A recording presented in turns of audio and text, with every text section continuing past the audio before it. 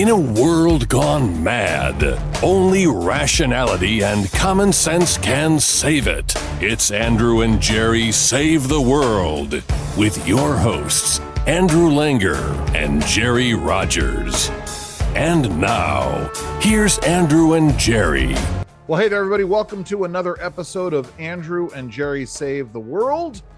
Episode 48. Andrew and Jerry Save Mike Pence. I am Andrew Langer. I'm Jerry Rogers. And we are following on. Listen, we were going to call this at one point, Andrew and Jerry Handle Classified Material Part 2 or Part 2. But we debated that and we realized that folks might not listen if it's just a follow-on. They think they have to listen to Part 1. If you haven't listened to Part 1, you should at some point in time. You don't need to in order to listen to this because we are talking about all kinds of things. But this is the story, Jerry, that just won't die. You and I, it's interesting. You and I have talked about this, and I developed what I now call the 96-hour rule for scandals, that if someone can survive the first 96 hours of a scandal, then they're going to survive that scandal. And there have been a number of, George Santos is a prime example of this. Despite the fact that he continues to be lambasted in the media, George Santos ain't going anywhere anytime soon. I'm sorry, go ahead. Not anytime soon, but the fact is he will not be a two-term congressman. Well, that's fine. So you're right. He's saved for the day, and I think that's a better way to apply your rule. You and I both know there's only one way to get eternal salvation. Yeah, right. But the thing is that yes, if you can survive a scandal over 96 hours, you're safe in the short term, not necessarily for the long term. I'm thinking about this, and I thought about this in the context of Ralph Northam, when former governor of Virginia, when he was caught up in the twin scandals of both both the KKK picture and then the allegations of wearing blackface. Right. I had predicted then that if he survived the first 96 hours, he was going to stand. And I had Democrat. But let me say this though. You're right about that. He survived a one-term governorship. Of course, the state of Virginia only allows for the one term. Right. But he'll never run for office or be part of the Democrat establishment ever again. He's cooked. But again, he was able to carry out the rest of his term, But everyone will always remember him as the clown in blackface. Well, I don't think everybody will, but there are a lot of folks who will. I'm sure certainly George Santos will be remembered as the lying member of Congress, or the guy who got elected to Congress, on the false resume. By the way, did you happen to see the John Lovitz impersonation? No, I saw that George Santos made fun of Lovitz, but I didn't see the. It was pretty good.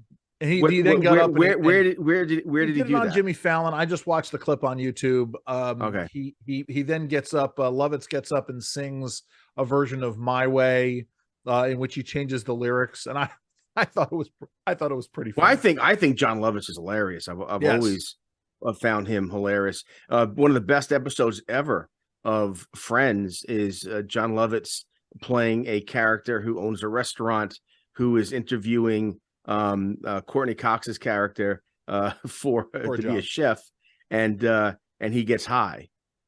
That's funny. It's hilarious. It's so funny. I don't remember that. It's so funny. Anyway, the point is, I mean, apart from this Santos scandal, and we may come back to that because we're going to talk a little bit about Kevin McCarthy and Kevin McCarthy being asked why George Santos is allowed to sit on committees, but why, and trying to make the false comparison that kicking Adam Schiff and Eric Swalwell off of the Intelligence Committee to present some kind of false equivalency between the two, and there is no equivalency between the two.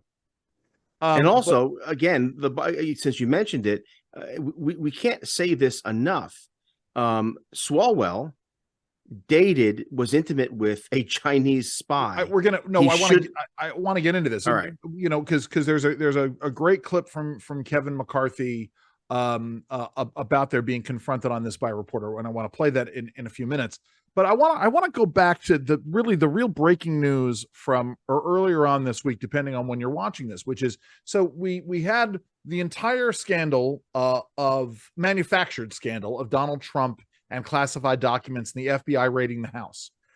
It was then, of course, discovered just before the election, but never reported, that Joe Biden, the vice president, then, president of the United States, had classified documents related to his days as vice president discovered at his house. This then prompted a question to former Vice President Mike Pence, someone who I have a great deal of respect and admiration for, who said that there was no reason for anybody to have classified material in his or her home as a vice president of the United States. And then, of course, it was announced this week that Mike Pence had discovered, because I don't think Mike Pence discovered it. There had been discovered classified materials or documents with classified markings at Mike Pence's home, which is, there are all kinds of questions to ask about this. Jerry and I both have strong opinions on the subject. And again, I say this, I am someone who has a great deal of respect and admiration for Mike Pence. I appreciate him being as forthcoming as he is, except there is a greater political context that is at work here. And that, anyway, Jerry, go ahead. You can take it from again, I don't think Mike Pence deserves credit. He got caught and he's being transparent. He got caught. He's forced to be. He's forced to be transparent. What's he supposed to do? But he didn't get caught, right? Which I think, in terms of your concerns with this, almost makes it more damning, right? Mike Pence hired a legal team to go through his documents to determine if there was any classified material. When they discovered the classified material, then they alerted the National Archives and Records Administration. So he got caught. Well, no, he caught himself. He caught himself, but I mean, how do you define getting caught? I mean, getting caught to me is the FBI does a raid, or the National Archives and Records Administration does a review, and then they find this. Well, then the exact same thing is true for Biden then. Well, again, not even making an equivalency. I mean, and I draw some really clear distinctions here between what happened. I guess my response to that is I don't think he deserves credit for self-discovering that he broke the law. Mike Pence, plain and simple, broke the law. That's right there, Jerry. But there are so there are different elements that are at work here, right? There is the intent standard, right? Which is, did he intend to do this? Then there is the idea of, right. I'm not saying that he. But here's the problem with that. Jerry, here's my hold on. Time out for a second. When you're in any circumstance in which a law has been broken, one of the mitigating factors in terms of determining the level of guilt and culpability is the issue of whether or not the person immediately owns up to it and says something. Now, it doesn't necessarily dismiss that a crime has occurred, right? But so what you're saying is it mitigates it on the punishment side. The fact is, he broke the law. Whether he did it inadvertently, whether he had intent to share, those things almost don't matter. They matter on the back end, not on the front end. Well, listen, I think that they do matter. Otherwise, they wouldn't determine sort of the punishment at the end. It also determines the level of the crime and the criminality that's involved, right? So it's the difference between, right, whether or not he brought home a document or had documents that got packed up and sent to his home in Indiana. By the way, much nicer home in Indiana than I thought that he would have, but all of that aside. Again, the fact that they are classified between that and Sandy Berger stuffing documents in his pants and taking them out of a secured facility. Right? Here's the bottom line. I will remain consistent. I thought it was absolutely ridiculous and injustice that Hillary Clinton wasn't charged in her scandal of having those emails and that server and classified material. Sure. And James Comey dismissed it all, saying that her intent wasn't to break the law. First of all, that's not true. Well, you don't have a private server and you don't retain these things. And see, but the standard's the same. Mike Pence's intent doesn't matter. No, but it does though, right? And I think, you know, again, to be consistent, right? No, it doesn't. Listen, hold on, Jerry. You hit the nail on the head. But you're wrong. But you're wrong. Hillary Clinton's intent. Well, no, okay. If a lieutenant colonel in the military, time out for a second, because I think you have to understand that there are. All right, hold on. I'm going to get down into the weeds here because this is a really important point. But before you do, let me just set this up.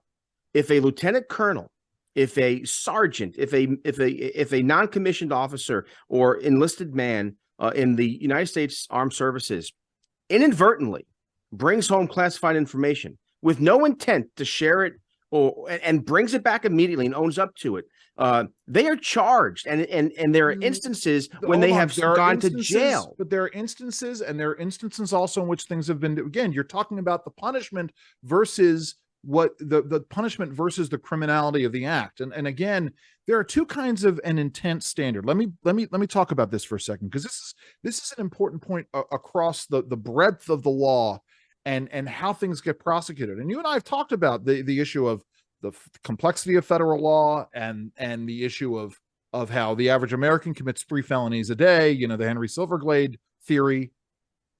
There is general intent and there is specific intent, right? And specific intent is what used to really determine the criminality of an act for many, many years in America. The idea that you knew that what you were doing was against the law and yet you did it anyway. That was a specific intent, right? I'm going to go and violate the Clean Water Act by affirmatively dumping pollutants into a river, and knowing that they're pollutants and knowing that they're dirty and knowing that I'm violating the law. The general intent standard says you don't need to know that what you're doing is breaking the law. You merely need to know that what you're doing is committing the act that you're doing. So in other words, you don't need to know that you're violating the Clean Water Act by dumping whatever it is. You just have to know that you're doing the act that you're doing. So that's the difference. So you might inadvertently bring home classified material. And I don't honestly know what the various elements are, if it's a general intent standard or a specific intent standard. And I think in the end, that's what winds up determining the seriousness of the punishment. So now, let me respond this way. Yeah.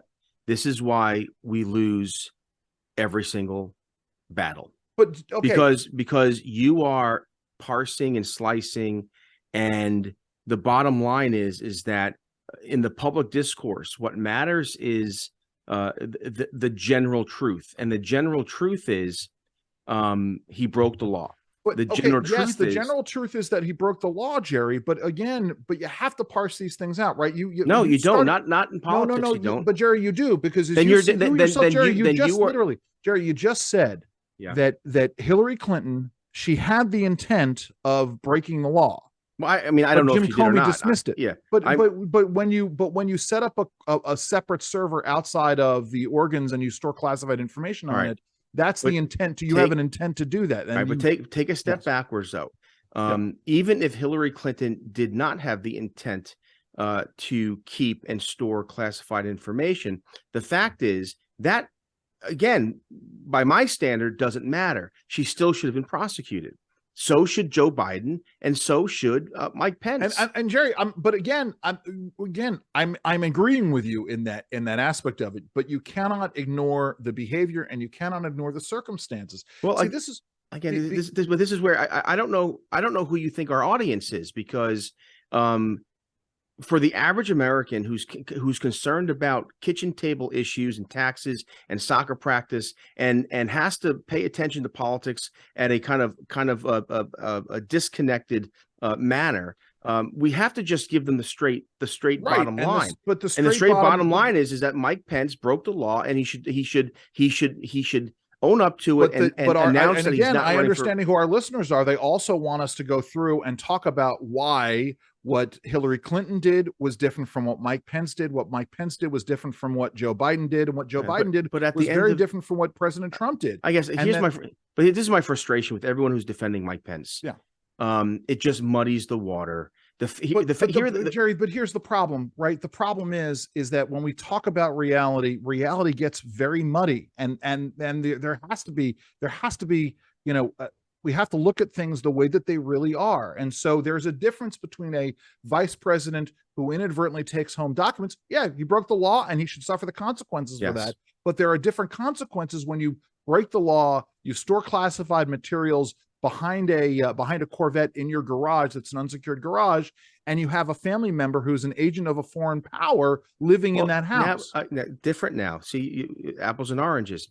What makes Joe Biden different? It doesn't make a difference that the documents were in the garage because the Pence documents were in his house in Indiana. It's two unsecured, ridiculous places for classified docs. The difference is what makes the Joe Biden scandal a scandal and the Mike Pence issue one of the law and that sort of thing is that you have all these other issues of the Biden crime family, making money off of the vice presidency and that sort of thing. That's the difference. And Jerry, the breadth of the storage, which makes it clear that it was not some kind of an inadvertent mistake. Well, we don't know where Mike Pence's stuff, where he stored it. But could have been in the basement. But a crawl space. No, you're now focusing on part A and not part B, which is, again, as I said, right? Listen, storing it in his garage, that was my throwaway line. The fundamental issue is who had access to the documents. And then the issue of the inadvertence. The fact that Joe Biden has found these documents in his Wilmington house and his the office space, downtown, and they're getting stymied as to whether or not he can check his University of Delaware collection. This whole pattern here is one that demonstrates that it wasn't inadvertent, that these things were taken specifically. Well, we don't know that. You're speculating. We have no idea. Yes, but if again, Joe Biden the breadth of it, the issue, it would be one thing if it was just one space and one transition, but it wasn't. I get it's multiple transitions. Right, but here's the thing.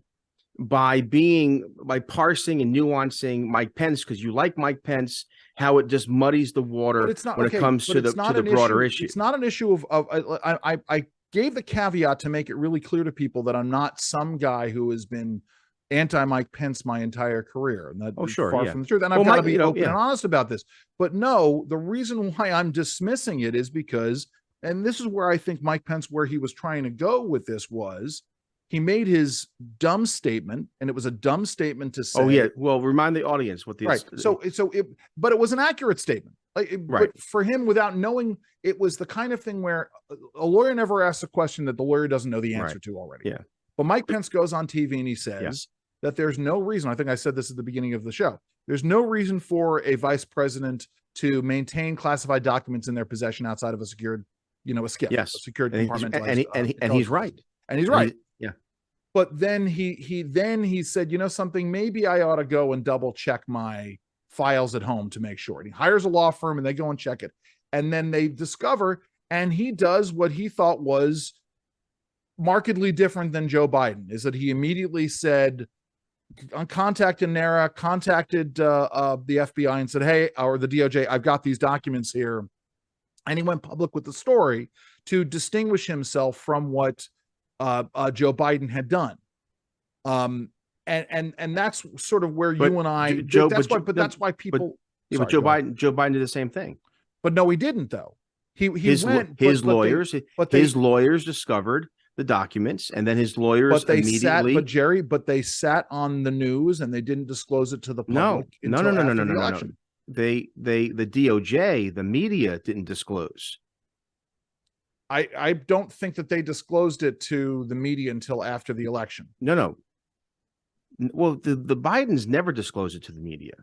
And they're still talking about the wrong standard, that because it's an investigation, they will not talk to the media about this issue. That's my point. So to distinguish himself from what the Team Biden did is that they said, something, we have this, we're doing this the right way because we are very different than everybody else. All right. I don't say the Biden attorneys immediately contacted the DOJ and the archivist and all the proper authorities immediately. The only difference is that they didn't go public. Right. So but I don't think Mike Pence gets any special credit for going public. Well, he wants to run for president. He has to go public. But then Joe Biden wants to run for re-election, but again, Jerry, so this is the issue of damned if you're doing, damned if you don't, is what you're talking about here. No, which is to say, no, I just think he's damned.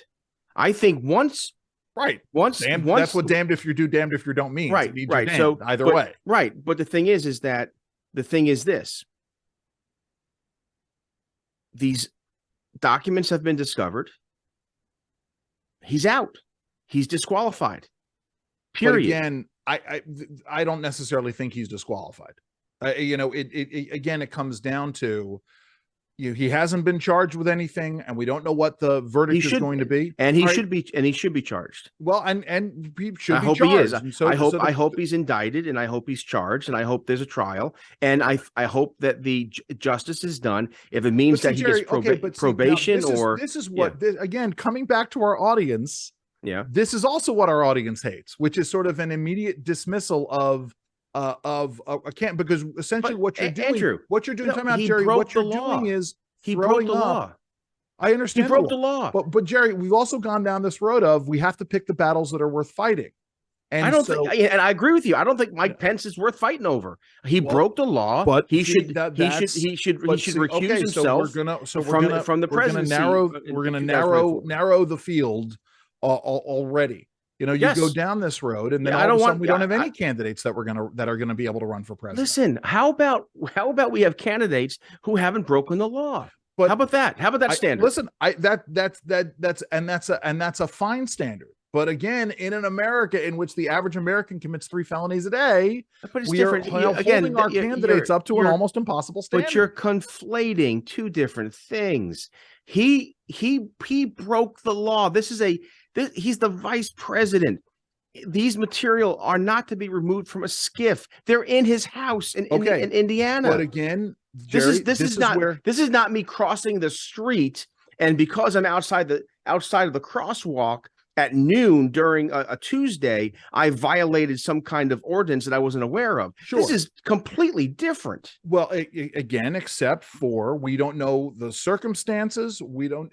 This is why we cannot. This is why these things cannot be prejudged without the full inquiry here. All right. I've said on the radio now since this scandal broke with Joe Biden, it doesn't make a difference if Joe Biden took this material by mistake. It doesn't make a difference if he took this material and never intended for it to be disclosed or be used in any way to harm America. It doesn't matter. And so it doesn't matter with Mike Pence. Both Joe Biden, former vice president. I understand your issue on trying to be, and being intellectually consistent in terms of difference between what happened, how you frame the issue.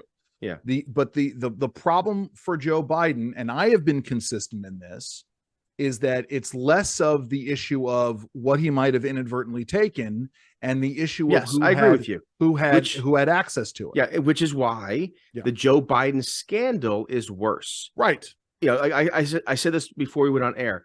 There is a hierarchy of scandal. I think that Joe Biden by far is the most scandalous, mostly because of the outside influence, the influence peddling, the millions of dollars exchanging hands, his son on Air Force Two, and also it brings in to what extent was the Obama presidency exposed to foreign interest and this sort of thing. So the Biden scandal is huge. Secondly, the second most scandalous is the Mike Pence circumstance, where a former let me finish. Okay. A former vice president has classified information at his home in Indiana. Right. The third and the least scandalous is the situation with Donald Trump, who had access and had possession of classified material, but as a former president and under the President's Record Act was allowed access. Right. So the question with Trump was he obstructing the handing over of that material? Jerry, to me, I would go Biden, then Hillary Clinton, and the email. I didn't know. I agree with you. I didn't know Hillary was part of it. Yeah. But Hillary doesn't matter anymore because she's they're not going to, you can't go back and charge her. But of the three situations in the news right now, I think, again, you're right. Biden needs the examination in terms of the Hunter Biden laptop and the Hunter Biden business and all the rest of it. But Joe Biden, whether he meant to or not, he broke the law.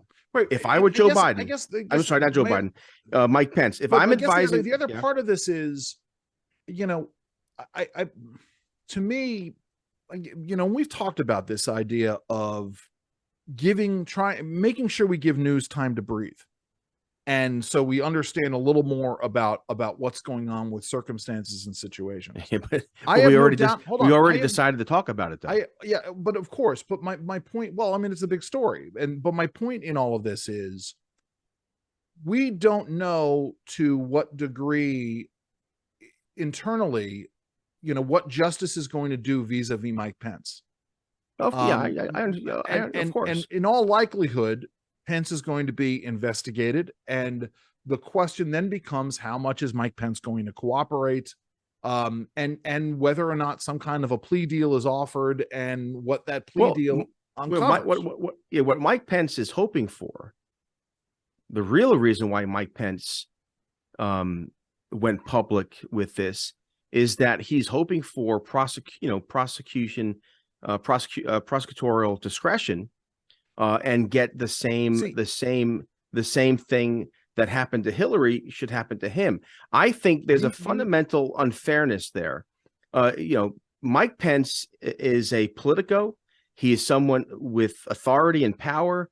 He has resources and attorneys. As vice president, he had an army of staff and attorneys, and he should be held accountable for taking classified information. But Jerry, I think he will. But I see, it's interesting because I don't think that's why he did it in the way that he did it. I think he did it, and I don't know if this is better or worse. I think it just is what it is, that he was not doing this to curry favor necessarily with the prosecutors, but to curry favor with the American public, and saying, sure, I discovered this, I am owning up to it, I'm being transparent with the press about this. Yeah, you're right, but he's also talking to the prosecutors. Of course he is. But Lord knows he would. But again, for me, it's this, and we've talked about this. I don't see our debate so much as left versus right these days, as opposed to the elites versus the rest of us. Sure. And Mike Pence is an elite. Mike Pence, again, had an army of staff and attorneys and advisors.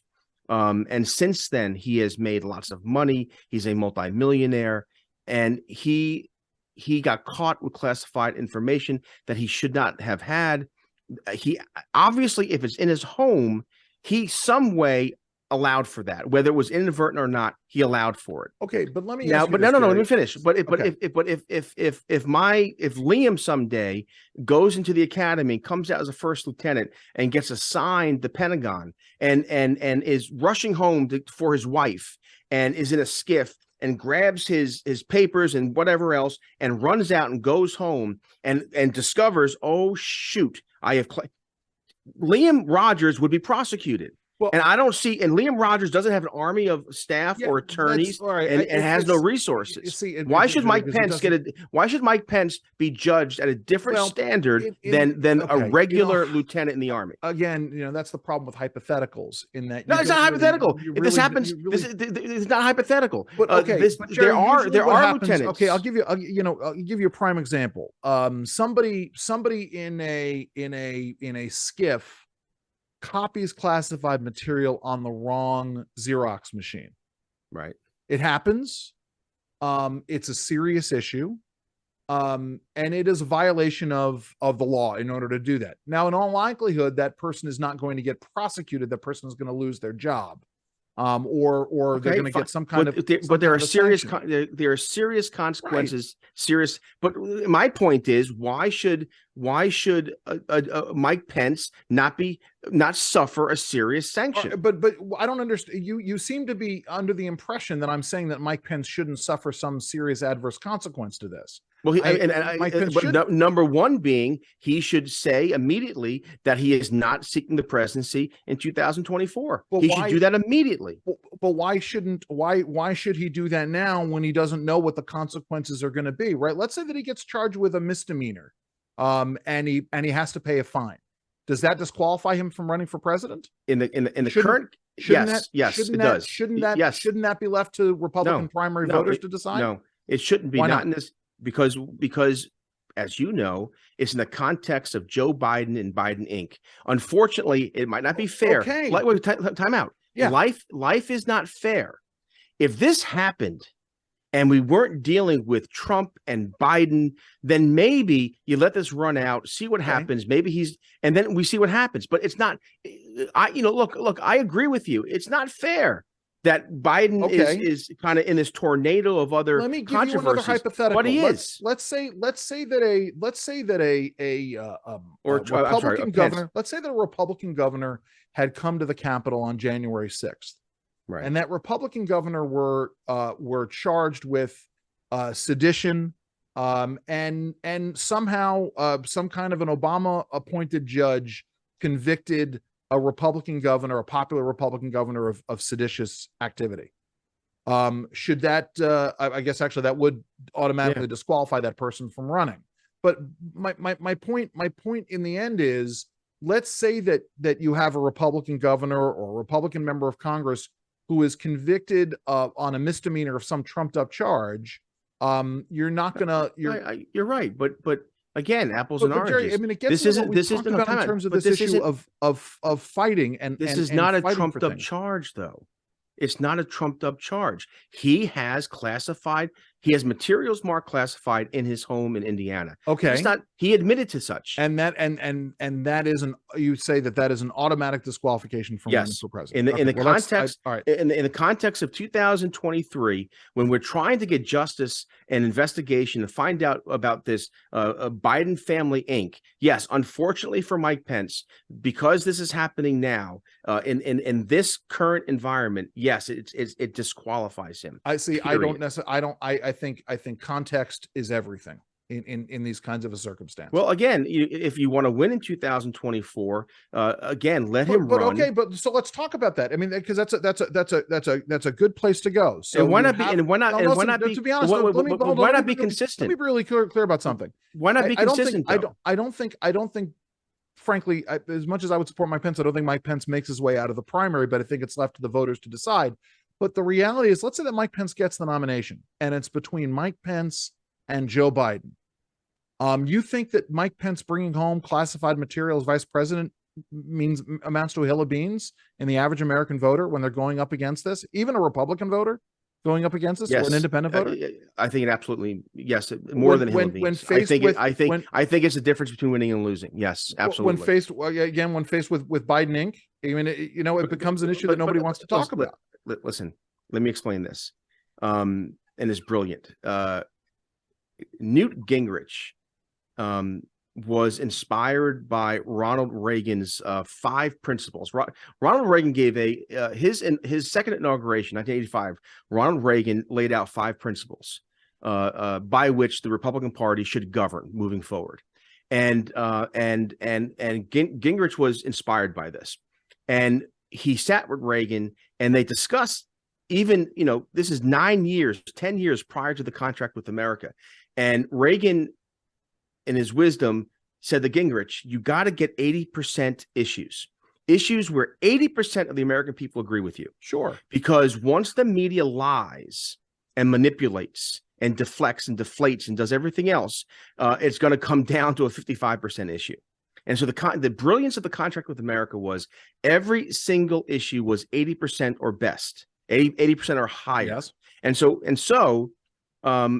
that's how they had success, and they had remarkable success. Welfare reform, capital gains tax cuts, regulatory reform. The contract, 4 years in a row, consecutive balanced budgets. It was remarkably successful because they chose the right battle. My point to you is that I don't want to be arguing over classified documents in 2024. And we're not going to be arguing over classified documents. If Mike Pence is the nominee or Mike Pence. Because in the end, because if we're arguing over classified documents, it's going to become it'll become an exercise in whataboutism. And this environment, this is my point. in an environment where the media controls the discourse and can take an 80% issue down to 50%. If we're talking about classified documents and this sort of thing in 2024, Republicans lose. But this is not going to be the central issue in 2024. But how do you know? Because what would you, Jerry, listen, in the same way, Jerry, in the same way that the speaker's race and the delay of voting for Kevin McCarthy by 4 days is not going to amount to a hill of beans going into the midterms in the congressional elections in 2024. The issue now. Listen, I'm not saying that the Joe Biden crime family issue is not going to be a big neither issue am I. But I think you're missing the point here. And that is that from this moment on, the media will see Mike Pence as the guy who had classified material. No, they won't. No. Listen. Mike Pence becomes the nominee. It's going to become all about Google Mike Pence right now. Of course, well, Jerry, of course, I'm right in the middle of the news cycle. But again, 18 months from now, 22 months from now, when the if I'm running, cycle, it's going to be. It's Jerry. It's going to be. I will tell you, Andrew, I love you. Mike Pence. It'll be Mike Pence and abortion. It'll be Mike Pence and LGBTQIA issues. It'll be Mike Pence being Trump's vice president. No, not in the primary. It won't. In the primary, it will be Mike Pence classified documents. If I'm Ron DeSantis, I'm already, I exaggerate. But time out for a second. Yeah. I don't have a problem with it being an issue in the primary. Right? I don't have a problem with it. I do, because in the primary, we should be debating and arguing bigger issues. Mike Pence has now become a clown show. And we should move on from clown shows. Haven't we learned a lesson from Trump? Even at the height of the chaos of the 2016 Republican primary, we had all of those candidates, and there was so much attention being focused on Donald Trump talking about grabbing a woman by her private parts or other things that Donald Trump had said or done. There were still debates and discussions about bread and butter issues like foreign policy, like regulatory policy. The very first time I heard a candidate utter the words regulatory budgeting was during the 2016 election by Marco Rubio. So those things do get discussed. I'm sure. Yeah, there'll be some candidate will, if it looks like Mike Pence is the leading candidate going into the 2024 primary, yeah, I'm sure Marco Rubio will take a pot shot at him, or Ron DeSantis will take a pot shot at him. All right, fair point. Fair enough. But Mike Pence isn't the hill I'm going to die on. He broke the law. Well, time out. Why just cut him loose? Why are you so unwilling to move on from Mike Pence? Well, because I like Mike Pence, as I've said. I don't think I like him too. I don't think without having an actual prosecution and adjudication, I don't think you can sort of dismiss his candidaty out of hand. Again, you're missing the most obvious. No. And the adjudication doesn't matter. He admitted. He's admitted to having classified information. Yes, but it gets down to he broke the law. But, yes, he broke the law. Right, Jerry. It gets down to whether or not what the punishment is going to be. My point in the end is getting back to your question about and again, I'm not wanting to die on a hill for Mike Pence. I'm not going to. It's the big story of the day. We opened up with it. We're having this discussion, but in the end, a Republican primary will be better with Mike Pence in it, because Mike Pence will raise thoughtful questions and have thoughtful discourse about these things. I even prior to I don't agree. I don't think so. I think Mike Pence right now brings nothing to the primary. He should man up, and if he loves his country, if he loves the party, he should say, because of this circumstance, and given the fact that we need justice in the Joe Biden situation, I am going to cooperate with authority, Jerry, and not run for office. Really, what Mike Pence has done is he has, and by coming clean and being transparent, he has undercut the ability to get justice in the Joe Biden situation. He's clouded the issue. Yes, and I understand this. Yeah. And so you want, the next. I want the mea culpa. I'm out. But I want him to do what Nixon did in '62. Right. Nixon won the election, but knew that he had damaged the presidency. Yeah. 60. Sorry. Yeah. I want. Jerry, that's what I want him to do. What you want to do is to be able to turn around and then say, see, Mike Pence did the right thing. He's not running for president. Therefore, Joe Biden shouldn't run for president. Yes. But see, the problem is Joe Biden is not going to run for president over this. No, but I don't care. And so I don't care. You miss, but I don't. Of course, I'm not trying to influence Joe Biden. I'm trying to. Here's the thing: you're trying to take a moral upper ground in an environment in which we get no credit for taking the moral upper ground. No, that's not what I'm trying to do. This is what I'm trying to do. I'm trying to make it more difficult for a hostile media to push certain narratives. I think that we don't always expect the media to do we don't expect the media to do the right thing. However, if we can expect them to do the right thing if we do the wrong thing. Well, and it's wrong but to on the other hand, Mike Pence. Right? Mike Pence, let's say Mike Pence announces today, I'm gonna, whatever, regardless of whatever punishment I get for what I did here, I'm not running for president. The story ends and Mike Pence goes off, he does his things, and the media doesn't care. The legacy media doesn't care. They will not care that Mike Pence has set a standard in the same way that they don't care that he set a standard for being transparent about the transgression. They're not going to care, and they're not going to, because for the leftist media and leftists in general, they're unabashed about having double standards. No, I understand this, but it still doesn't mean, look, I'm thinking of that movie, Zulu, the Michael Caine movie, the great movie. All right. Now they were overwhelmed in terms of 7-1, 10-1, 13-1 in terms of fighting men. It doesn't mean they just gave up though. They still formed small units. They still used strategy, and they still tried to win. They were going to lose. Right. The only reason why in the end they won was because the Zulu nation respected their bravery and walked away. Yes. My point is that you're right. The media is not going to do the right thing. Right. We're still going to potentially lose, but it doesn't mean that we don't do the best strategies, and we don't do the best things to give ourselves the best chance of winning. And I think just defending Mike Pence and letting it go and nuance this and parse that, I think it's equal to the British just giving up and saying we're going to lose anyway, so forget about it. No, but see, it's just the opposite. What you're saying is we're going to lose anyway, so therefore let's. No, I'm saying that he's not. I'm saying he's dead weight. I'm saying that he's not worth fighting over. I'm saying that he made a mistake, and we should move on from him, right?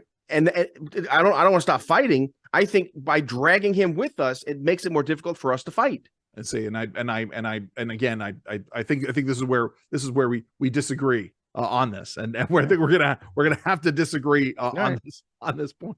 So okay, moving on to something else that I think you and I disagree on. Oh no, it's the issue of I didn't realize how much you loved Pence. Holy moly, you have a romance going. But right, see, here's what I'm saying. All right, I guess we're gonna continue with it in this vein.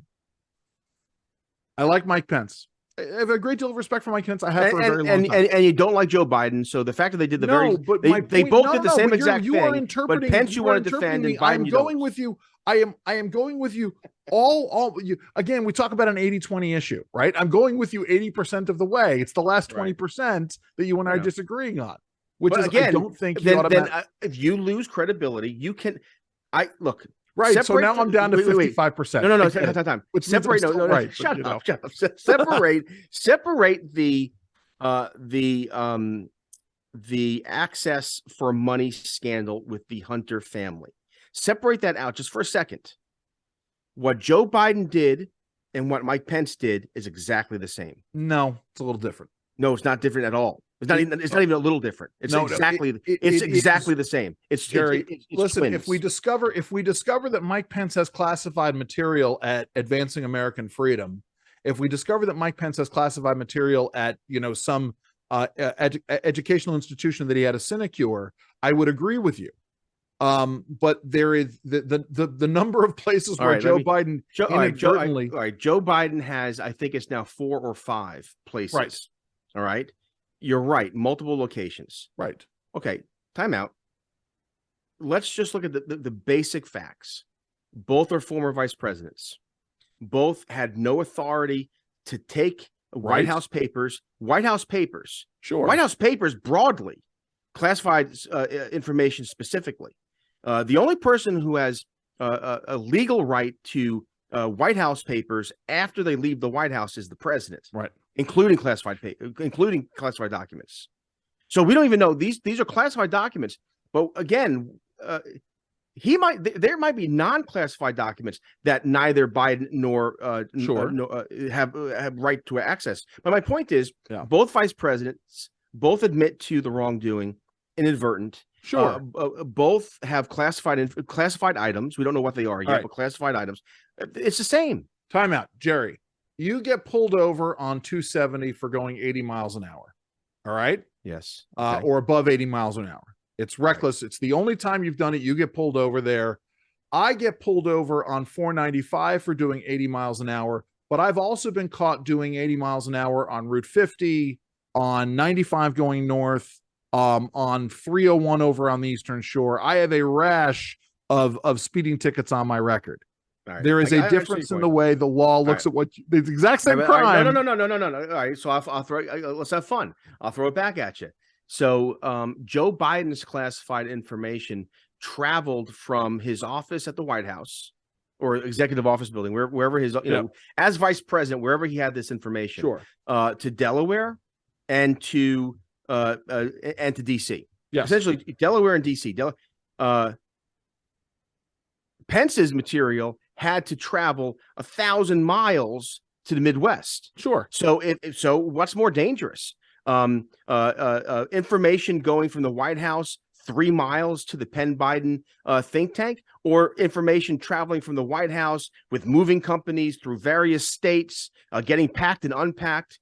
Again, I can make the case that Pence's removal is indeed more reckless because the documents are farther removed from the original place of origin. I think there is I don't know if there is a distance standard in terms of this, right? I don't think there's not a multi-location standard either. But having documents in multiple locations but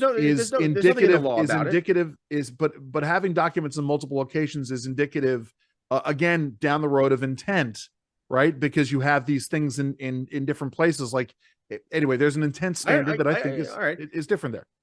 Anyway, this is my point is that we've really done another 10 minutes on this. I know, but the thing is that they're in a very literal way.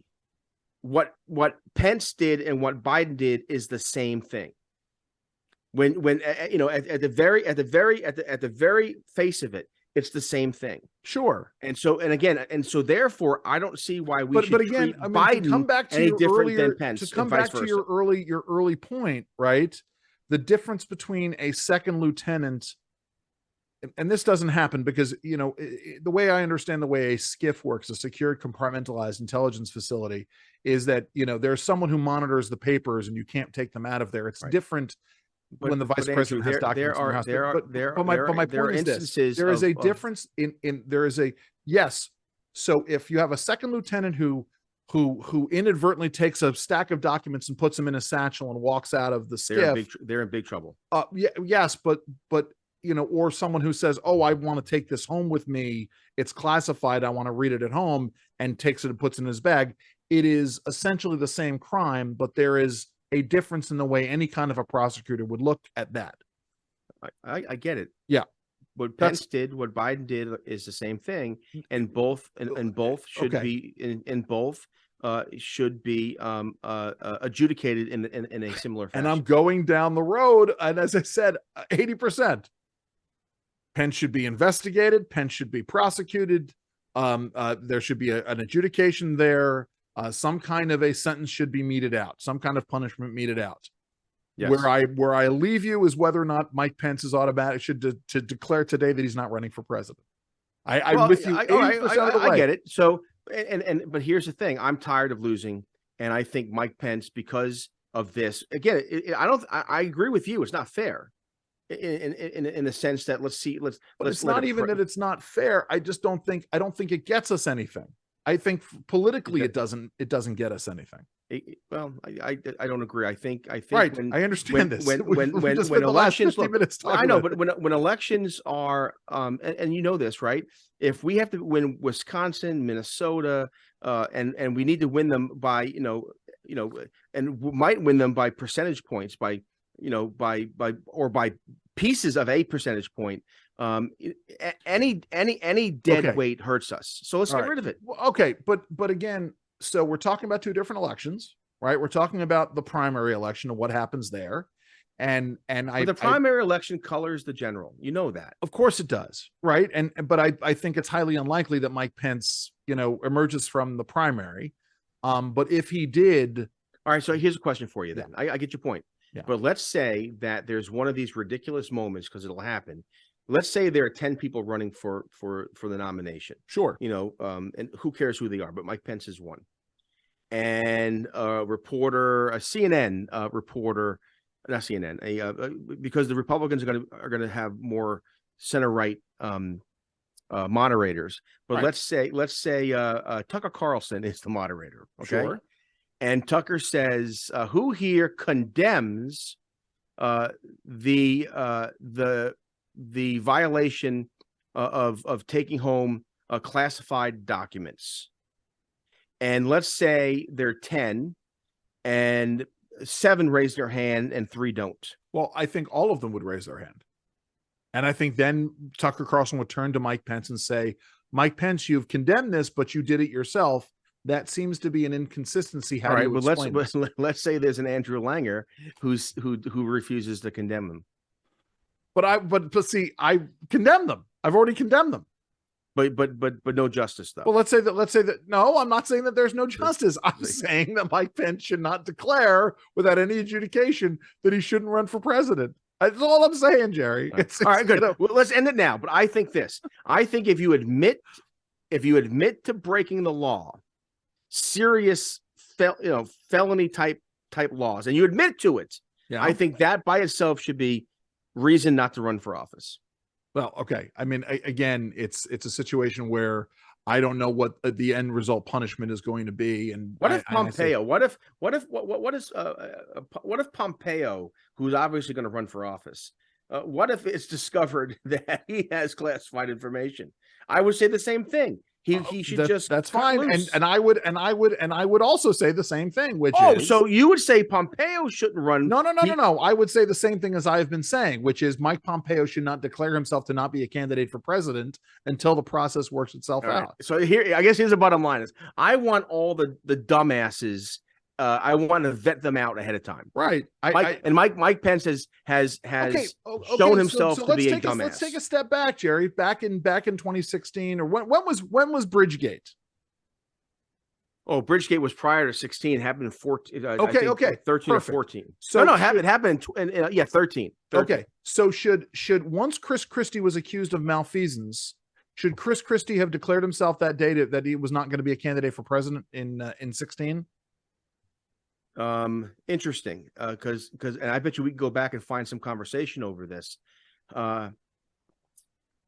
No. Okay. And if I remember, no, because he didn't break the law. Yes, but he was accused of.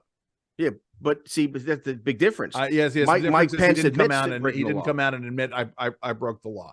Yeah. Anyway, it's now listen. If this material was planted at Pence's house.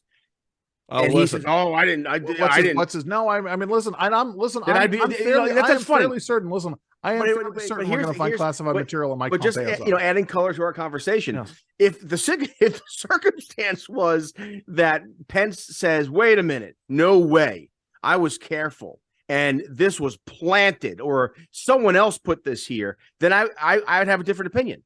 I'd have a completely different opinion about it. Well, honest to God, I'd be like, "Well, wait a minute. He says he's innocent. Let's see what happens." Because Pence admits his guilt. That's the difference. And that's fine and all well and good. I'm as I said, I'm with you 80%. Yeah. It's that last 20%. I think for our listeners who stayed with us, I want to run a poll here. Who won the argument, Andrew or Jerry? Well, good. That's fine. On Mike Pence. It'd be fun, right? We'll put it up. I'll put it up there.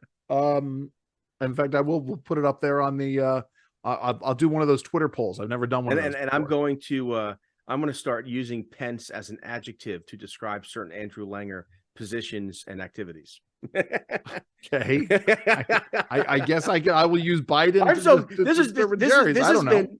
Just so you know, this has been one of the most enjoyable back and forths that we've had. I hope you're not frustrated with me. No. I think I've been very clear that I haven't been frustrated, unlike some of our earlier arguments. But also, what really pleases me is your comfort in being wrong. and Jerry, likewise, your complete misunderstanding of what I'm saying and sort of going. I get it. I get it. Except you keep saying that I'm trying to. I essentially what you're saying is I'm saying declaring Mike Pence to be president today, which is not what I'm doing. I'm just saying that you're holding Pence to a different standard than Joe Biden. But I'm not. Well, all right, let me ask a question. Do you think Joe Biden, given this classified scandal, do you think he should run for re-election? Yes. Right. I don't think he should. He will, and I think it's wrong.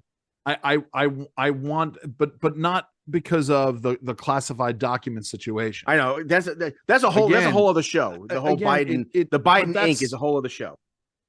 Yeah, and I agree with you. Just as you've been consistent on this, I have been consistent on that other thing. And it gets down to coming back to the Hillary Clinton situation, right? The server was one thing, but to me, the problem with the server story, maybe this gets into what you're saying here, Jerry. Yeah, this is what clouds it all. The problem with Hillary Clinton was, yes, the email server story was a bad one, and she broke the law there. But it obscured the fact that Hillary Clinton, while she was Secretary of State, had her two most senior advisors working for a consulting firm. And so again, complicates matters. For you, that there's a certain touchstone in all of this. For me, it gets down to, and that's a big difference. Corruption side of this. The big difference between Pence and Biden, and Pence, Biden, and Clinton is, I'm going to speculate, but it seems obvious to me that both the Clintons and the Bidens were leveraging their government positions for wealth. What is frustrating in all of this, right? That's true. You're right about that. Is we spent 4 years with various attorneys general engaged in frivolous lawsuits against Trump, not the Trump administration, but Donald Trump. No, you're right. Absolutely 100% correct.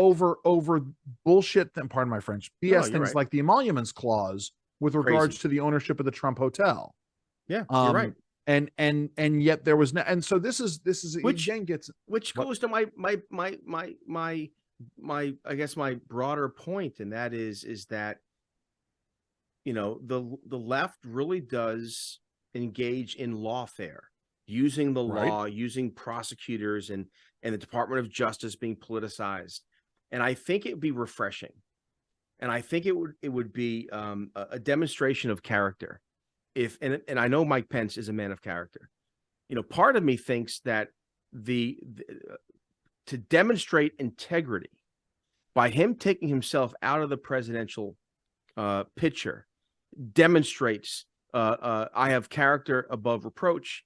Let's have at it here. But because this could be a distraction, I am telling you now that I will not be a candidate for. And I think part of my getting is aspirational.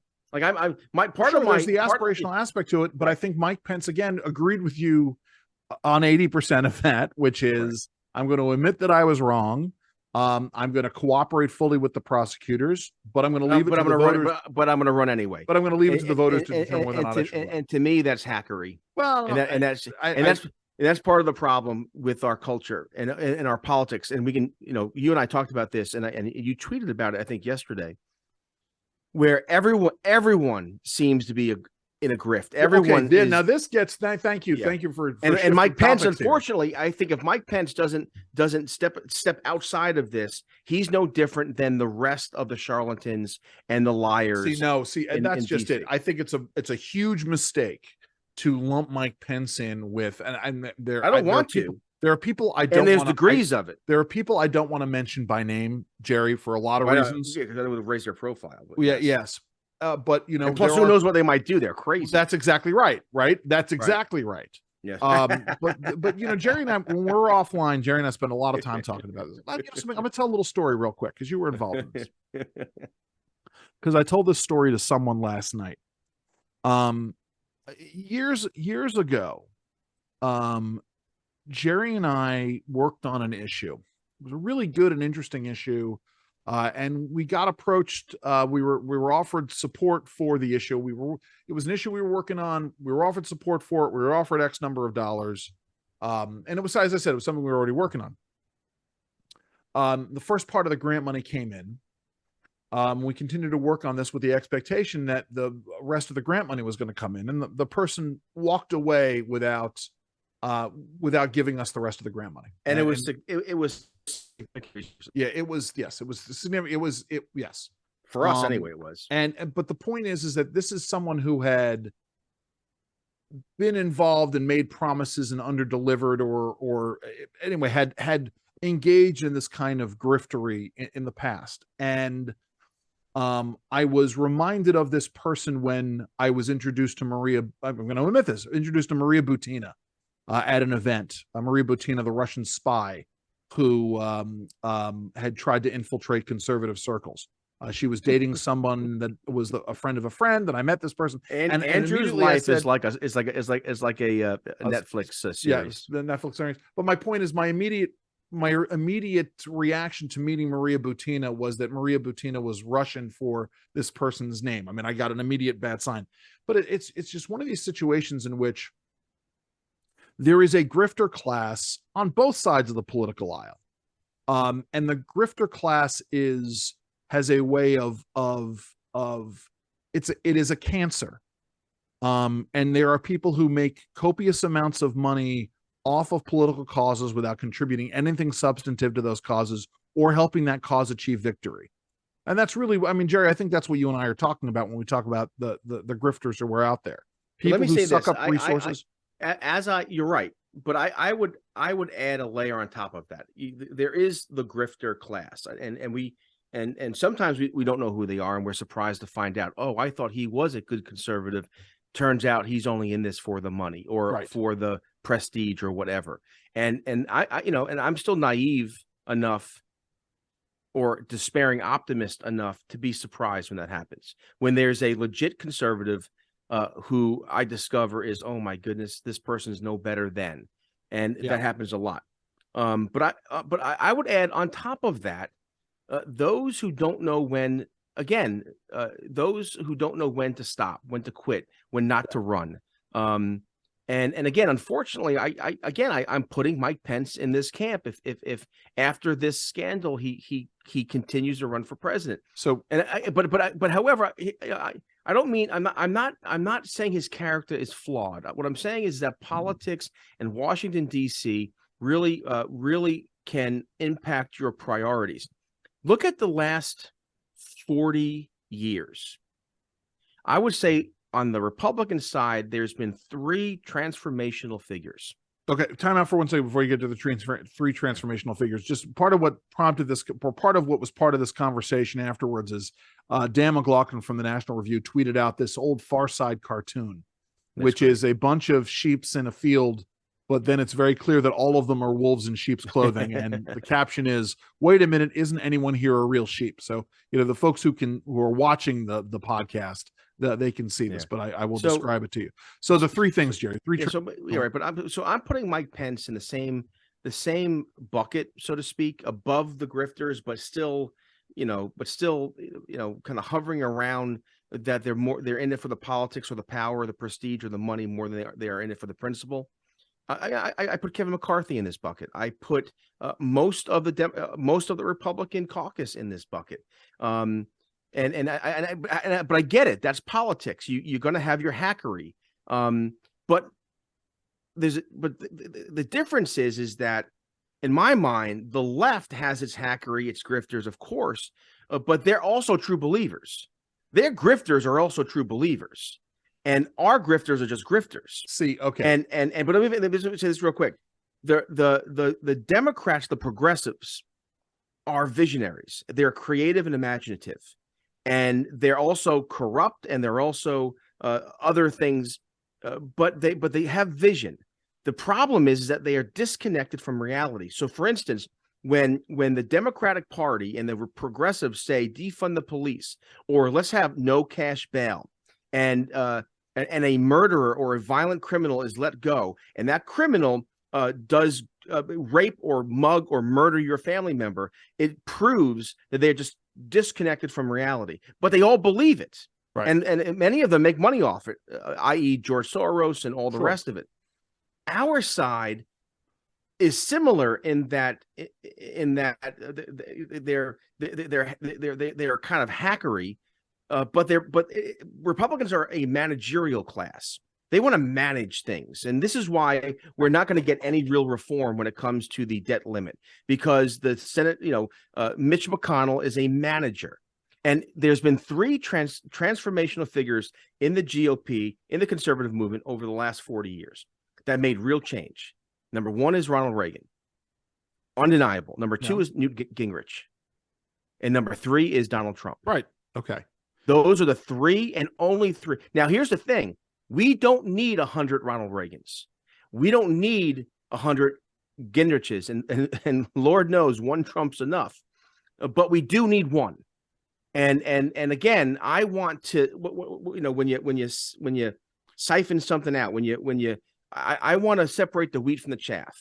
And for me, not to go back to the old conversation, but for me right now, Mike Pence is he needs to be separated out. I don't know who I'm hoping maybe Ron DeSantis. I don't know who the person is. I will say, but we need someone transformational. And I will say, this certainly.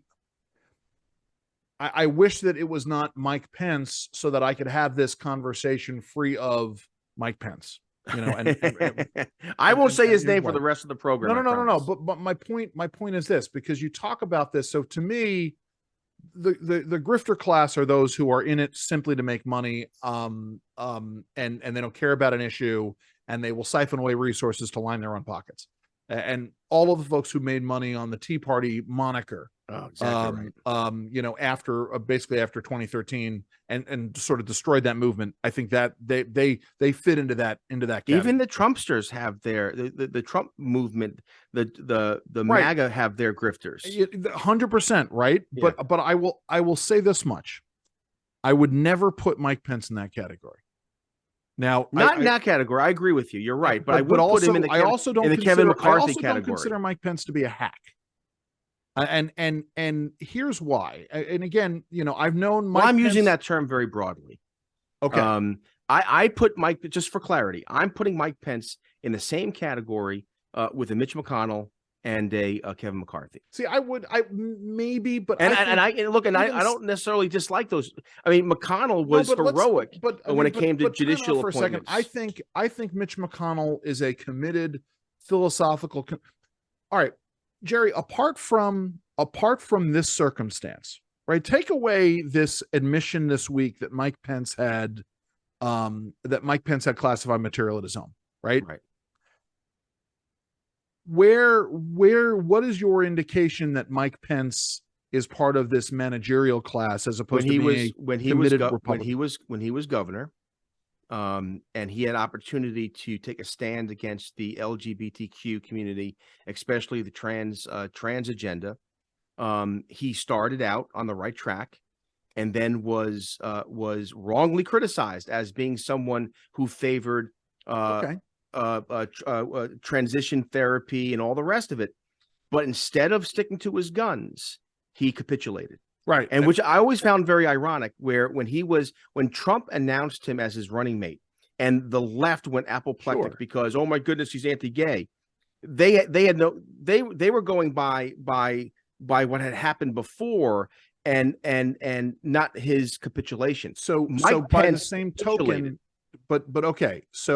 But again, that's the same way. Politics. There are political arguments to be made. Yeah. I think, but the same way, the one issue. But if you remember, when Mike Pence was asked to join the ticket, and many religious conservatives were very excited about this. I wasn't, because it wasn't that long ago that he had abandoned the social conservative movement on these very important issues. He made a political choice. I mean, do you put Kristi Noem in that same category, given her failings on LGBTQ? But here's the thing: here's the thing with Kristi Noem, and that is that I don't think she's failed, not in the same way. And I find it very interesting. Her critics, Kristi Noem has put forward legislation that I wish was passed in Indiana and wasn't. I think the attacks on Kristi Noem are political. There are segments within the Republican Party who see her as a threat. She's intelligent, she's conservative, and she's consistent. Remember, she never shut down anything in her state during COVID. I think she's a remarkable potential transformational candidate. But the problem is that there are others in the Republican Party who see her as a threat, and therefore I think because she didn't fight the NCAA, because she didn't take that fight, they're saying that she's not true on these other issues. But then they ignore the other things she's done. This is my point, Jerry. Pence capitulated. There are always going to be, you reach a certain level in politics, there's always going to be a fight that probably should have been fought, and in hindsight certainly should have been fought, that they don't. Which is why, to your point earlier, we should pick our fights. But in the end, right, to me, you have Mike Pence's 3-decade career as a conservative politician, and I certainly don't put him in the same category. I don't know. I mean, I think Mike Pence has played the conservative. I don't think he's legislated or governed as a conservative. I mean, get me wrong. I mean, that's a very. No, I think you're taking a very much stronger. I'm sorry. I'm going to say this. Yeah. This is why I would say he's in the same vein as McCarthy and McConnell. McCarthy certainly has governed center right. McConnell has certainly governed center right. So has Pence. But when it came to transformational fights, the fight that could have shifted a debate, McConnell was brilliant when it came to the judges, and he stood his ground, and I give him credit for that. But he also capitulated last year with the $1.7 trillion budget. That was a capitulation, and that was being a good manager. McCarthy has done similarly in his career. I think here's what I say. I'll say this. I think Mike Pence belongs in the managerial class of the Republican Party. He's not transformational. Well, I mean, listen, I don't know if he's transformational in the same way. Doesn't have the potential to be transformational. Okay. He's too much of a part of the establishment. But I think my bottom line here is that Mike Pence has done 3 decades of service as a conservative politician, and in 90+% of those fights that he's engaged in, he's been on the right side, or he's done the right thing. Yeah, we're saying Pence, but it could be Pence, McCarthy, McConnell. It could be any number of Republicans. But I guess my point is, I think. But on where did he take? Like, Reagan stood against the anti-nuke movement. Reagan allowed for tax reforms. Reagan stood against the evil empire. Reagan won the Cold War, and he was clear about these things. And even when the critics came after him, he stood. Now, I'm not saying Reagan didn't make compromises and this sort of thing. And similarly with Gingrich and the contract with America, 4 consecutive balanced budgets, capital gains tax cuts that created some of the greatest wealth growth in American history. I mean, welfare reform that again we should use as a model for today. More people lifted out of poverty. Okay, Jerry. I'm not disagreeing. My point is, I'm not disagreeing. But Pence, McCarthy, McConnell, and others like them have not been part of anything like that. Mike Pence has not offered up anything transformational. There's not one issue where I can say that's Mike Pence, or that's McCarthy, or that's McConnell, or that's whomever. Again, right? But all right. So besides the fact that look at Ron DeSantis again. Here's a good comparison. Ron DeSantis is taking on the progressive radicals in Florida, and that is transformation. Keeping in mind, he could be transformational, right? But keeping in mind that Ron DeSantis, I don't think Ron DeSantis would exist as Ron DeSantis had Donald Trump not been president. That might be true, but again, my point is, what has Mike Pence done? What is the transformational issue he stood up for? Mike Pence was on the right side of transformational in terms of regulatory reform, small business and entrepreneurship. He was a champion of those causes in the House when he was a member of the House. But he failed. He didn't get anything done. That's not true. It's not the greatest regulatory rollback in our history was in the last administration. And Mike Pence wasn't in the House of Representatives then. He wasn't. Mike Pence was certainly involved in those issues as Vice President of the United States. But that wasn't his issue as Vice President. It was one of the. Mike Pence was working on those issues there. But you're making my point for me. But my point is, you're trying to set a transformational standard that up until Donald Trump was president, we didn't have in terms of governors who were out there. We didn't have name another transformational governor prior to Donald Trump being president. But so was there a transformational governor Republican before Donald Trump was president? Look, there have been, let's call them mini transformational GOP activists. I'd say Brett Schundler in Jersey City, a Republican who ran and promoted school choice.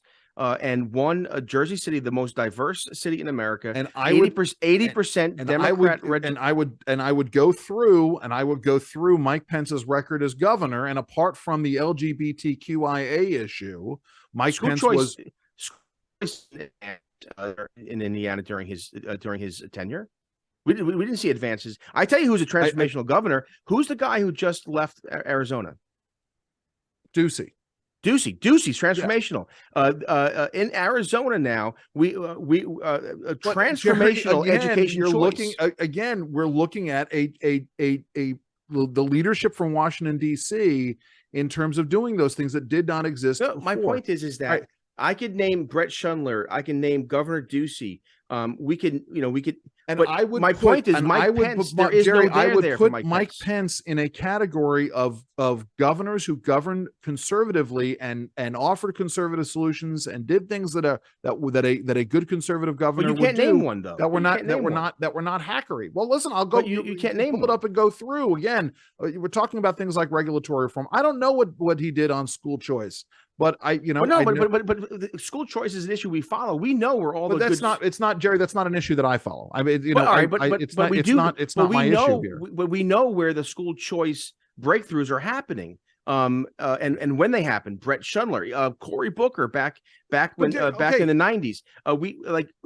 But Jerry, Pence was never part of that. Go through and talk about Mike Pence's involvement in things like the Small Business Regulatory Enforcement Fairness Act, the Paperwork Reduction Act, small business tax reform, the various things that he did, because those were his issues. That's what he was working on when he was a member of Congress. He was chairman of these subcommittees. That's what he did.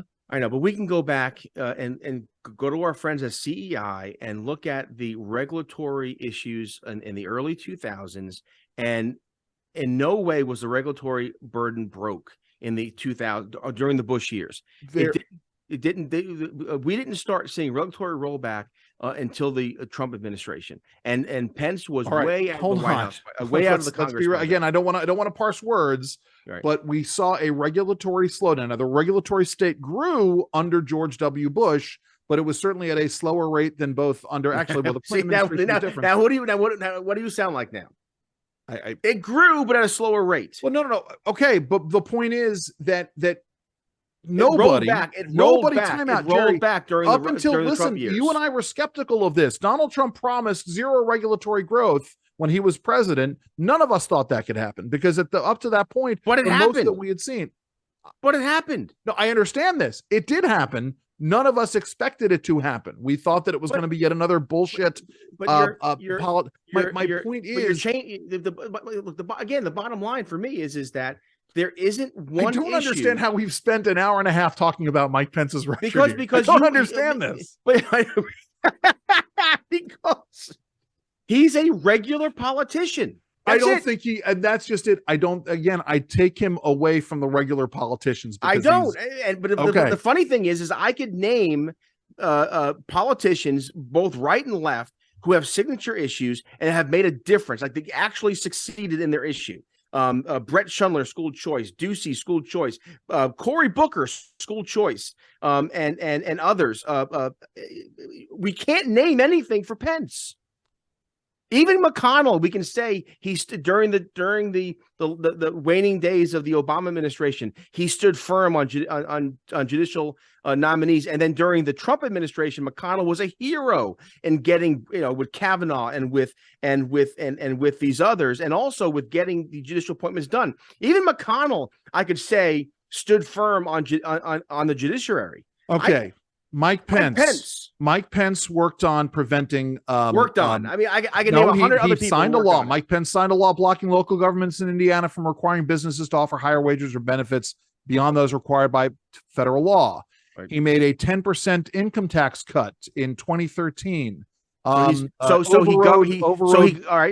he governed like Christine Whitman.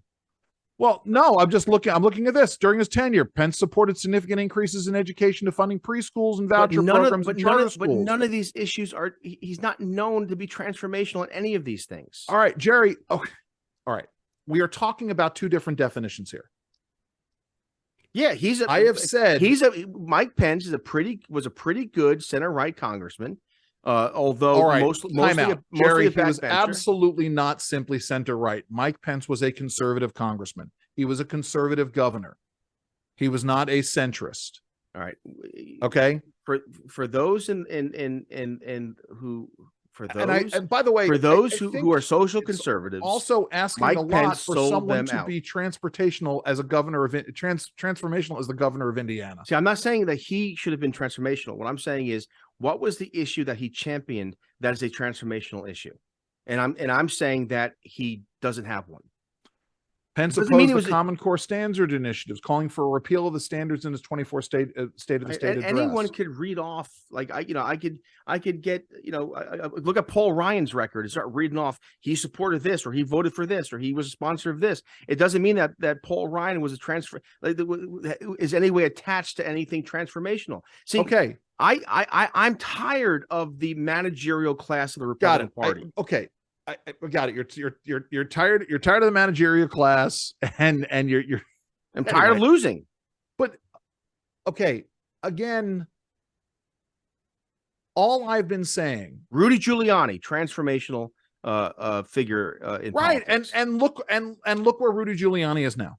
Right. I'm look where Rudy Giuliani. Listen, I wrote Rudy Giuliani's small business plan for his 2008 election. Rudy Giuliani literally, almost single-handedly, with the help of the Manhattan Institute and Charles Murray and the guys who wrote Fixing Broken Windows Policing, Keller and Podhoretz, whatever, literally saved urban America. I mean, so yeah, the fact that he's a wackadoo now, right? I know, but also, Jerry, it doesn't take away from also that he saved urban America. He also, he surrounded himself with managerial hacky people to run his 2008 campaign. I know, you're right, and it went nowhere. But he had his moment where he literally saved. He saved urban America. I get this. The point is, again, I want someone who's going to do the work and put in the effort, and I want to make sure. Listen, I want to make sure the records aren't. Holy cow! All right, man. Listen, we've gone for a really long time on this. I never knew you were such a Pence lover. Well, it's so funny. You want to talk about that, right? I mean, and again, I agree with you 80% on this. It's the last 20%. But remember, I am the guy who insisted. I'm going to buy you a Pence. I'm going to buy you a pen. Remember, I'm the guy who insisted. I am the guy who insisted that in 2012 and 2016 that the Red Maryland guys include Mike Pence in their presidential preference polling. I'm going to buy you an MPWMAG hat Mike Pence will make America great. Listen, you know something? I appreciate that. I'm We really should have called this Andrew and Jerry save Mike Pence. We really should have called it. But the funny thing is that I have nothing against Mike Pence. He's a good and deep man. But I just don't think I think he's neither here nor there. I have nothing against Mike Pence. It's just that I don't think he should ever run for president because no, I don't. I think he broke the law and he's a hack and he's well. I used to. He's part of the managerial class. I corrected the record on hack. I use that. All right, let me ask you this, Jerry. Hold on. While we're sort of going through this roster, is Ted Cruz transformational? No, he's a wackadoo. I think Ted Cruz should quietly go away. See, I love Ted Cruz. No, Ted Cruz is God bless him. I don't dislike him, but no, I put him in the managerial class. I think Cruz. I think he's a wackadoo. I think Ted's a wackadoo. I don't think he's a wackadoo. I think, and there was at one point in time where I thought Ted Cruz could be the next Newt Gingrich. Well, I voted for him in the primary, by the way. Yeah, see, here's the thing with Ted Cruz. Ted Cruz to me is like the Elvis of politics, where towards the end, he misplayed, and he was ill-served by those around him.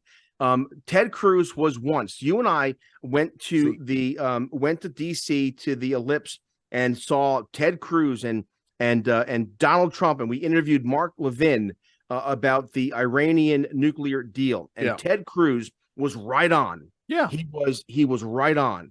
But since then, he has become, I don't know if he's trying to be cute or be social media savvy, but he has said and done things that he makes himself and our movement look ridiculous. Here's the thing. And I guess this is where I come down. I want a politician or a political figure to be true to himself and true to all of us, to show his true nature to us. Okay. Right? I think that Kevin McCarthy and Mitch McConnell, they are political leaders, but as such, they are traditional politicians. I think that Mike Pence has always shown his true face to all of us. I think he is the same person I met, and I mean this in the best way, the same person that I met in 2002. The same person who, he was the same person after he was governor, same person after he was vice president of the United States. He is Mike Pence, even with the fly on his head. I think Ted Cruz is trying to, and again, I don't want to speak ill of Ted Cruz because I do like Ted Cruz a great deal. And I've known Ted Cruz for 20 plus years. But I think Ted Cruz was a traditional, true to himself, true to the public person, throughout his career in DC, and then as when he ran for Senate, and then when he ran for president. I think in the same way that Donald Trump broke a lot of people's brains, Ted Cruz is trying to figure out who Ted Cruz is in the post-Trump world. Okay, I get that. I understand. And that's is he a Ron DeSantis type figure? Is he a Mike Pence type figure? Is he Donald Trump type figure, or is he something else? Jerry, when are you on next? Just real quick. By the way, Jerry said to me the other day, he goes, "We need to keep these things to a tight hour." Listen, but you asked here's who I'm keeping my eye on in terms of as we move forward. Youngkin in Virginia. Tim Scott in South Carolina, Kristi Noem in the Dakotas, Ron DeSantis certainly, and an outsider. I like Tom Cotton a lot. I think Tom Cotton's a good guy. But so Noem, DeSantis, Scott, about Nikki Haley? Yes, I'd put her in this category, but she's a little bit on the fringe of it. Yeah. Unfortunately, maybe a Marco Rubio, maybe only because I think Rubio. If you asked me this 6 years ago, I would have said absolutely not. But I think he's matured over the last 6 years, and he's been more serious. And I think he's thinking bigger thoughts. But unfortunately, I think Ted Cruz has dropped out of this. And I think Mike Pence has certainly dropped out of this. I think Pompeo has dropped out of this. Never again. No more Bushes. No one from that wing of the party. maybe again, I don't know a lot about him, but the school choice success in Arizona, a Governor Ducey, a Governor Abbott from Texas has governed well and has been remarkably consistent and has stuck by his principles even when the enormity of the public culture has come against him. He has remained firm. So I mean, there are a lot of potential leaders out there. I'm not worried about that. It's just and that's why I think we need to call the field. That's why I think Pence has to go. You mentioned, I think Ted Cruz has to go. I don't mean go away. I understand this. I mean, it's, but I think these are folks who are going to run. I think it would be great if this is part of the problem with Virginia having an off-cycle election is that Youngkin, who knows, but Youngkin will not have done that. But again, I think and think about the issues, right? Youngkin with schools and parents, right? Tom Cotton when it comes to foreign affairs and America, strength abroad. Rubio, I think, has been thinking very seriously about the underclass and about the social welfare programs. Scott. Maybe I can't attach an issue to Scott, but there's a kind of post-racial charm about him, how he can speak about his own experience and equality. I think Scott could help deal with this diversity, equity, and inclusion nonsense in a way that others can't. Noam, I think, is someone. What impressed me with Noam was how she stood against the medical establishment, the public health establishment during COVID. One of only two governors. One of the other governor who stood firm too was the governor of Iowa, whose name escapes me now. But a woman governor. Only two governors in the country to stand against the public health establishment. And then Ron DeSantis has really shown himself to be someone. Frankly, this is DeSantis's nomination to lose. I mean, he stands head and shoulders. But you see what I mean in terms of what crazy Jerry's looking for? He's looking for someone, an individual. I get this, Jerry. Listen, it's the same. Listen, it's the same reason why I talked years ago about Ted Cruz, right? I want to be inspired. And Ted Cruz is going to be like, I love. Ted Cruz. I want somebody who's a deep thinker, which is part of the reason why for many years I was and still I have such a great admiration for Mike Pence, because I think Mike Pence is a deep thinker when it comes to these issues. I'm going to say something because only because these things do color. Part of what hurt Ted Cruz in my eyes, and again, it was rumor, but there was the rumor of his alleged inappropriate relationship with a staffer, who later became a CNN personality. And again, I can't. And this isn't fair, and I'm admitting this. But when you take a person's name away from them, you really can't give it back. So every time, even when I agree with Ted Cruz on almost everything, right?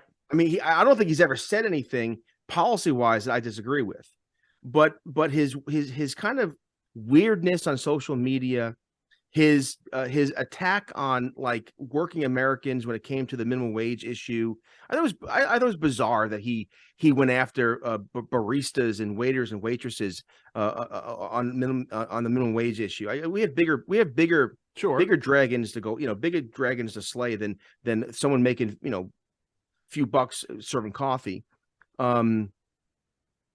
But also, I mean, these attacks. That's why I think that those who make false accusations, those who make false charges, right, should be tarred and feathered, in a not in a literal way, but because once you do that, it's so difficult for someone to earn their reputation back. It's almost easier to actually have the affair. Have the inappropriate relationship, admit to it, and ask for forgiveness and move on. Sure. Then the person who's falsely accused and says, "I didn't do this." Right.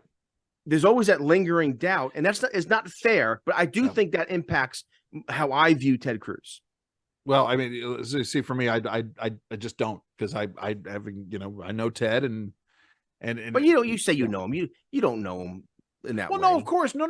But my point in the end, like, me in that way. Like, if someone accused me of having an extramarital affair, you know me and even know how I spend my time, that you would say, my goodness, that's impossible. But Jerry, even still, right? My point is this, even if you were accused and you turned around and you came out and you admitted it, right? I would still love you like a brother, and I would still support you. Sure. Because what's important to me is, but you know me, you don't know Ted Cruz. Well, I've known Ted Cruz, like we're not best buddies, but we've been sociable with each other, over the years, because he was, before Ted Cruz became Ted Cruz, he was a White House staffer. He was an administration official. So we knew the same people, and anyway. No, I know, yeah. But the point is, I'm not saying we're best buddies, where families don't socialize together. But my point is, in the end, anyway. There's also the issue, Jerry, we've gone on for a really long time. All right, I'm sorry. But there's also, again, with Ted Cruz, there's also this very, and I'm glad the media didn't, but his family troubles of late. Oh yeah, well, right. I mean, but that's just it. I mean, that is an issue that is plaguing other politicians as well. Do you know Chuck Stanley? Charles Stanley? Charles Stanley is a very famous evangelist. Okay. He's older now. He's in his 80s, maybe, or late 70s. Still has a show. He has a daily program, and it's very popular. Years ago, 10 years ago, whatever, his wife divorced him. Yeah.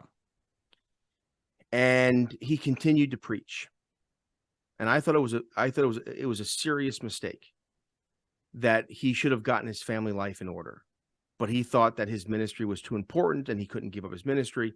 And the thing is, there was no adultery. There was nothing scandalous. His wife divorced him because he wasn't present with his family. Sure. And I thought to myself, as a preacher, as someone who's a minister, if your wife is telling you you're not present, well, then you need to stop what you're doing, give up your ministry, give up your whatever it is that you think is your mission in life, and go and make your family right. I do have trouble with politicians and ministers and leaders whose houses are in disorder, yet they want to lead. But they want to lead the rest of us. I wind up coming back to the Winston Churchill standard. Okay. Right. And keeping in mind that there was a time when we didn't really peer behind the scenes as to what was happening with these politicians and their families. JFK is another one. Yeah. And really to the nth degree. I will say anyway, other folks, right?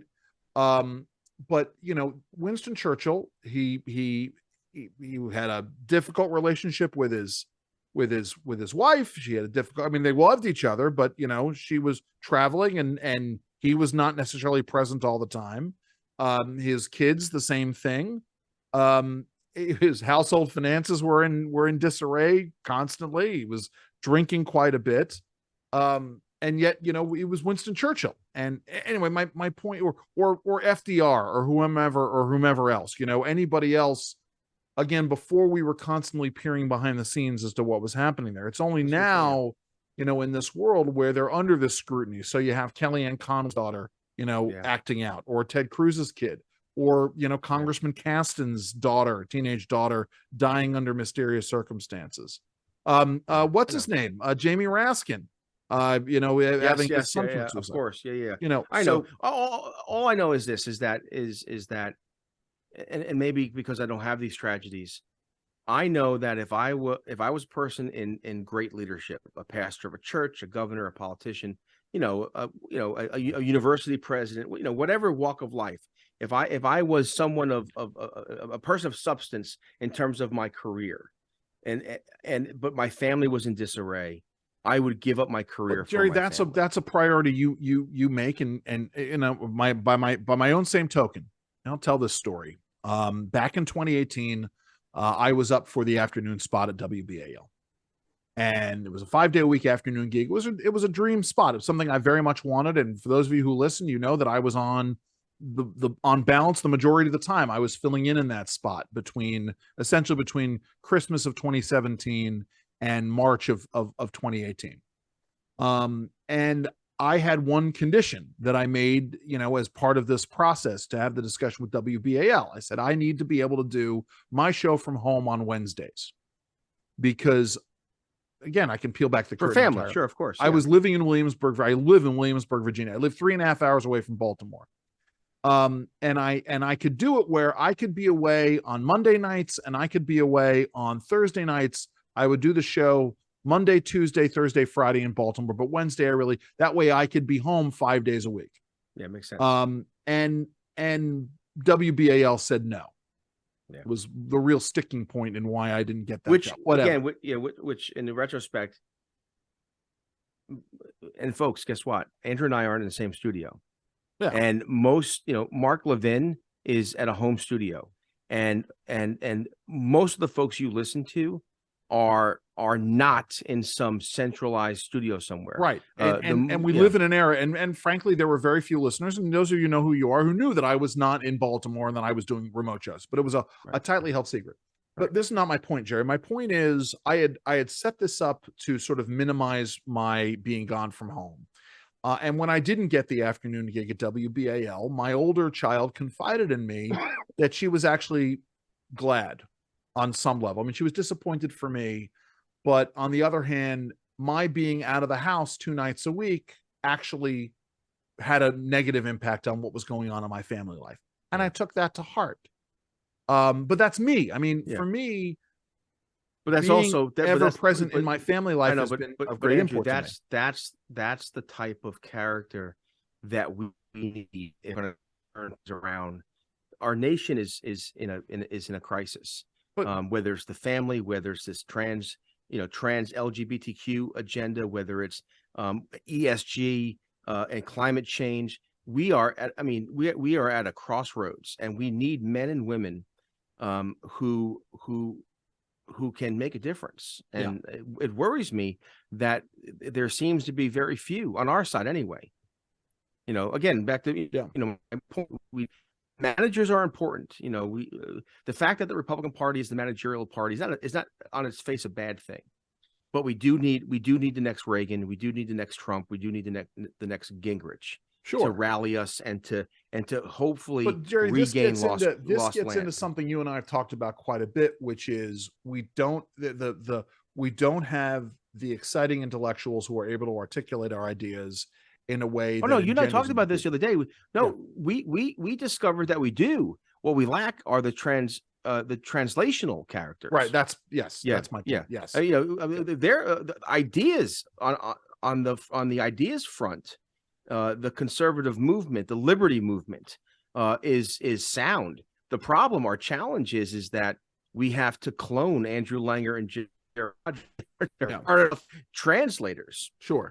That's so exactly in our small little way, even when we argue about Mike Pence will make America great again, even in our silly arguments, the point of everything that you and I do is to advance the good. Do whatever we can do to do the most good in terms of public policy. We never got to play that Kevin McCarthy clip. Which is you know what? We're going to have a quick turnaround because today it's midweek. I think we're going to have another show in just a short couple 3 days. Is that right? Well, I don't know. We talked about doing one sort of next week, but I had a thought. I guess I could talk about this on the air. I was going to talk about it of taking this because we're almost at 2 hours with the show. You really messed up the timing on this one, Andrew. Yeah. Well, there you go. Well, I thought maybe we should break this up because you're going to be doing some travel next week, and I'm going to be doing some travel next week. Anyway, we'll talk about it. I'm traveling. Although maybe what we'll do is, enjoy this show. Yes. And then maybe we'll come back and do a half hour. Whatever. We should. You know what? We're going to do it. The reason why this goes for 2 hours is because we have so much to say. Agreed. If folks don't know, I'm the editor of Real Clear Policy, and one of the things that we want to do, I want to do it real clear, is to begin curating podcasts. And as such, of course, I want the Andrew and Jerry podcast to be part of that curation. Sure. However, it is better when curating and promoting for the podcast to be more disciplined because of time. Yeah. That being said, my favorite podcasts are Joe Rogan and John Mark Comer and Jordan Peterson, and those things go on for 2 hours. Right. That's exactly it. So so 6 or half dozen the other. We're trying to figure this out still. We are. And Jerry, when are you on next? Well, listener, comment. Do you want short, brief conversations, or do you like the kind of the conversation? Because Andrew and I, none of this is rehearsed. Yeah, we just sit down, pick a topic, and go. And I think it's fun. I'm on next again, Friday the 27th. Friday the 27th. Yeah.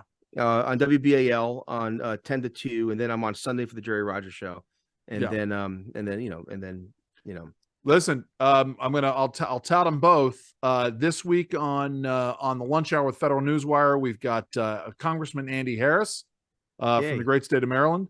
Next week's episode will drop on Monday. It's Bob Ehrlich, the former governor again of the great state of Maryland. Guy. So tune in there. Jerry, what do you want people to do? Well, listen to the show, but find the truth. Find the truth. Stand firm. No, what do I say? Find the truth. Plant your feet and stand firm. And remember, Mike Pence will make America great again. There you go. Yes, yes. I am Andrew Langer. I want you to please have a great week, everybody. Have fun, and by all means, stay safe. I love you, Andy. Love you too, Jerry.